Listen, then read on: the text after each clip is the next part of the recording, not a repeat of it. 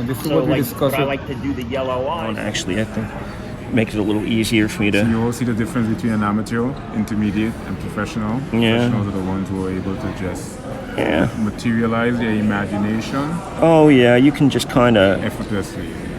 And if I have more time, you know, I'd go back in. I'd probably end up refining this even more and more and more, adding in more Was detail.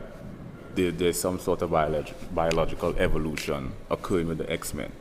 And no two gifts are identical, but it's clearly they're X-Men.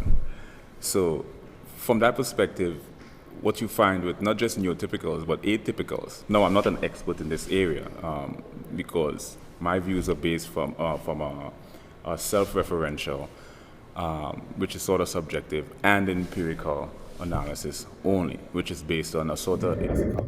I like the infinite ways you can play the instrument. Like one is where you have this kind of Billie Jean.